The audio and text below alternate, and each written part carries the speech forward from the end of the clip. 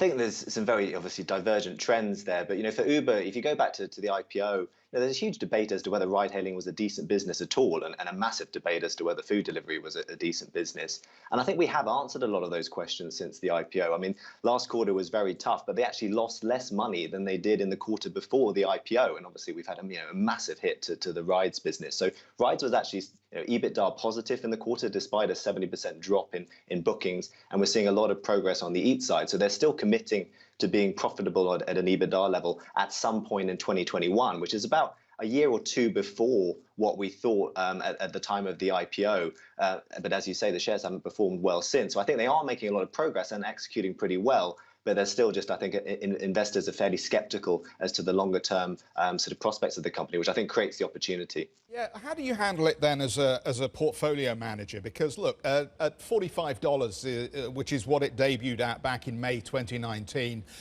obviously we're a long way away from that at this point. But if you'd managed to pick it up on the 18th of March, you'd have got it for just under $15, which would make you look very clever at this point. But it doesn't feel like it's a buy and hold stock. So do you trade the trends around mobility and food delivery at this point as we come out of the pandemic? Look, we've owned it since the IPO. We're long-term holders. We believe in that longer-term business, and there's nothing really I've heard since the IPO that's really changed our conviction in those kind of longer-term trends. That actually ride-hailing and food delivery are key sort of trends in terms of disrupting kind of our way of doing things today. And Uber will be a leader in that, and they can actually make some good profits in the future. Now that those aren't going to be anytime near term, but they are going to be there in years to come, and we still have pretty high conviction in that. As you say, there were some fairly extraordinary moves through March, like with a lot of other stocks. We can look to take advantage of those like we did. But we are holding it for the long term, and the progress that they made, I've actually been sort of pleasantly surprised about. They've still got a lot of regulatory headwinds to go. The recovery of that rides business is going to be very dependent on how generally the economy recovers from COVID. But they have made some good progress along the way, which I'm sure Dara will talk about later. Yeah, absolutely. What about Lyft? I mean, what's the real difference here between Uber and Lyft, and why would I choose to own one over the other, or do I own them both? Yeah, it's a really interesting question, because last year there was very much an investor preference for Lyft. It was a much cleaner story. People could see that as both of those companies listed, there was a sort of an end to that sort of very aggressive competitive dynamic between the two. The ride-hailing take rates and margins all went up very nicely, particularly in the US, which benefited Lyft.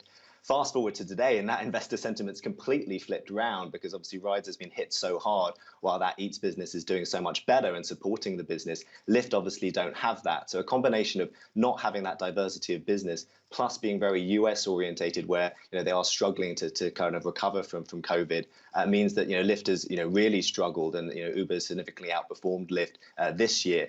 Now, I think there's sort of a platform element to Uber, and let alone the financial strength of Uber, that means that they can weather this storm sort of better. And again, I think Dara was talking last night, and I'm sure he will again later, about some of those platform benefits as they integrate Eats and Rides into the same app, Uber Rewards. There are many things they can do to kind of make that more of a platform going forward.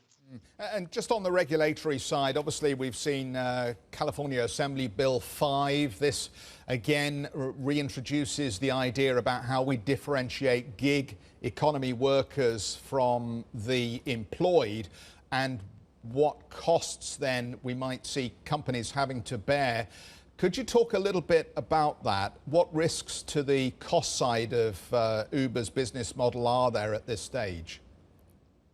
Yeah, I think this is a one-way sort of trade. I think we all understand that, the way the gig economy is currently structured doesn't work, but then the way that sort of, particularly in the US, structured kind of work benefits and unemployment insurance don't work either. So I think that's why Uber, have publicly said they're very committed to a third way, which is what they're proposing along with other sort of gig economy providers. That there should be some degree of benefits and minimum wages and sick pay and holiday pay for these independent contractors / sort of employees.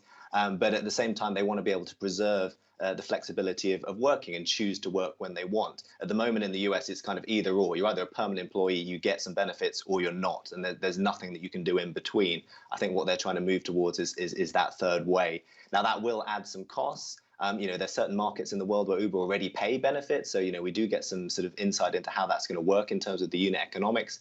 Places like New York as well, there's some sort of statutory things around sort of minimum wages. So again, we've seen that sort of integrated into the model. That will generally come through with probably higher prices to the consumer. That may impact some demand to some degree, but it's generally fairly manageable, I think, in the business model.